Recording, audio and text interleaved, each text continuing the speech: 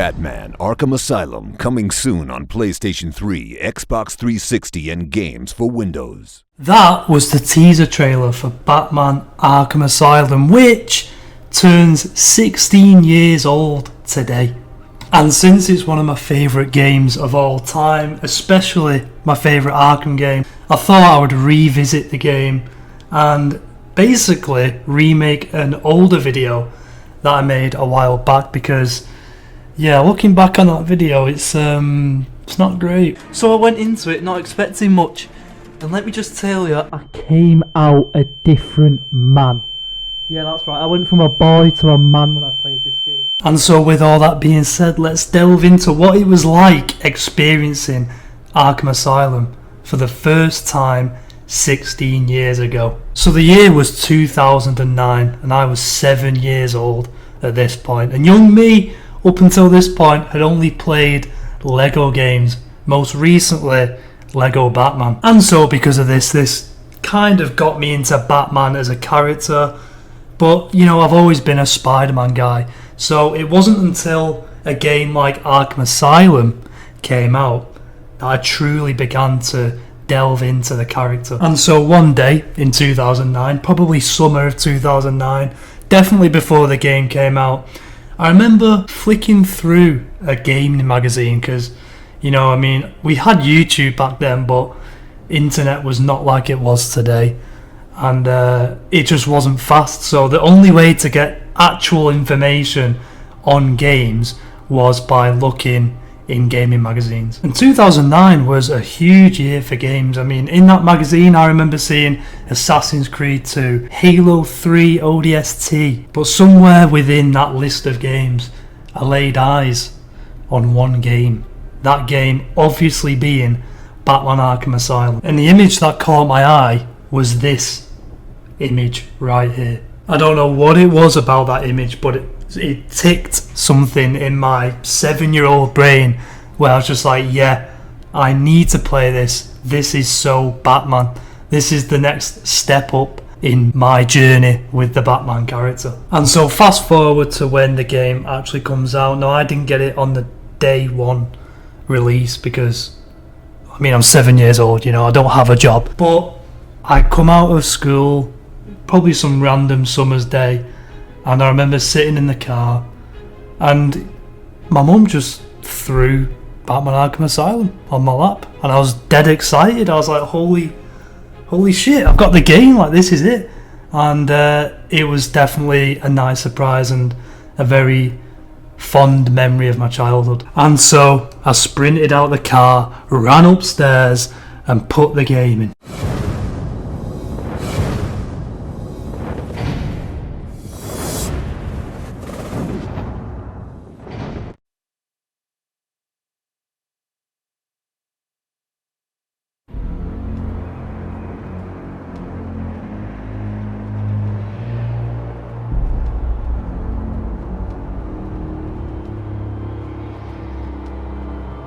We're thrust right into Batman's world.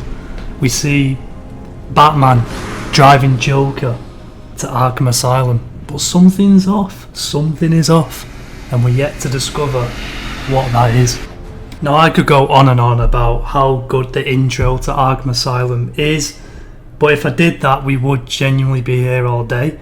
So instead I'm just going to list off some of my favourite memories from first ever playing Arkham Asylum. The first distinct memory of Arkham Asylum that I remember is just the sound of the intercom that plays throughout the game.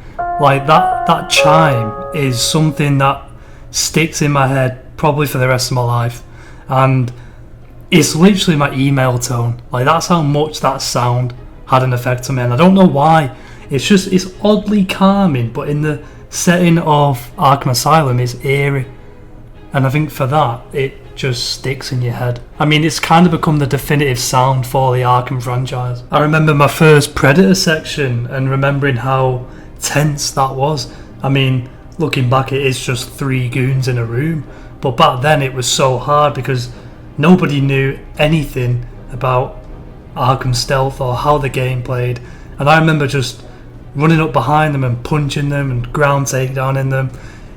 The most sloppiest way to take out armed thugs in a room, but you know, it's something that you won't even think twice of today. But when you first play the game, you know, especially as a 7-year-old, you're not gonna pick up whatsoever. I remember that cutscene where you first come out of intensive treatment and you're looking over the island, the music plays, the huge moon in the background, you've got Wayne Enterprises and you can see the entire island, and it's, you know, it's free for you to do with as you please. You can fly around, you can beat people up, you can solve riddles. It was a different kind of freedom, which obviously today, like with games like Arkham City and Arkham Knight, it's pretty small in scale, but back then it was amazing. I remember a highlight for me was when you had to clear out those thugs who were destroying the Batmobile, and just being amazed that there even is a Batmobile in the game that I can actually walk up to.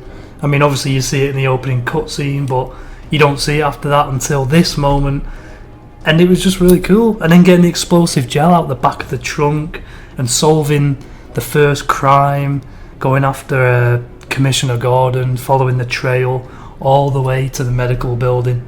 And as we all know, within that medical building is the first Scarecrow hallucination. Now I'm sure everyone can agree that the Scarecrow hallucinations are easily some of the most iconic levels of this game, and for good reason. I mean, it's really intense, it's creepy, and it's a nice mix-up from the usual gameplay. And for a 7-year-old kid, that 100% creeped me out. Every time I got to one of these Scarecrow levels, it was not a good time. Seeing Gordon get dragged away and then finding him dead, only to realise that he's not dead afterwards. Even before that, when you go into the morgue and you opening the body bags and it's Bruce's parents, and then Scarecrow jump scares you. It was amazing, but 7-year-old me hated that. And then you had moments like the Bane fight in the sewers, and we can't forget Killer Croc's lair. That was just terrifying. That still terrifies me to this day. I remember one of the things that creeped me out in Arkham Asylum, which is a fond memory, I guess you could say, was first going to the penitentiary and you had the lunatics that jump on your back and start like screaming at you. That's nightmare fuel. I'm surprised I even finished this game as a 7-year-old. But you'll notice that the reoccurring theme in everything that I'm saying here is creepy. This game nails the tone that it's going for and the atmosphere it's trying to convey, with it being a creepy old asylum with lunatics inside. It works perfectly, and it's something that I think the later games struggle to do. However, you could argue that the later games aren't going for the same tone, and they're also, you know, without Arkham Asylum's success, we wouldn't have even had those other games. So, you know, each their own, I suppose. This isn't me trying to compare all the games, but merely just trying to appreciate how much effort and time went into just creating the overall tone and atmosphere of this game, because it really is so well done, and it's a huge reason why this game is my favourite game of all time, because you can really get lost in the asylum, in just like, you can really get lost in its insanity, I suppose you could say. Even after all of this, we still have the challenge maps. Now, this is an addition that would stay in every Arkham game, and for good reason. You know, you had combat maps, you had predator maps, and some of these maps actually returned in future Arkham games, and for good reason, because they're just so well done and it's such a good idea. And you could even play as the Joker if you had the PlayStation 3 version of the game, which is pretty cool. And I remember being so envious of that as a child, because my first experience with the game was on 360 and didn't have the Joker DLC, so I was livid. But what can you do? But yeah, with that being said, that is why Arkham Asylum is still today my favourite game of all time. And yeah, 16 whole years have gone by with Batman Arkham Asylum, and it's been one hell of a journey. But with that being said, please let me know down in the comments some of your personal memories with the game, and I'll see you in the next video.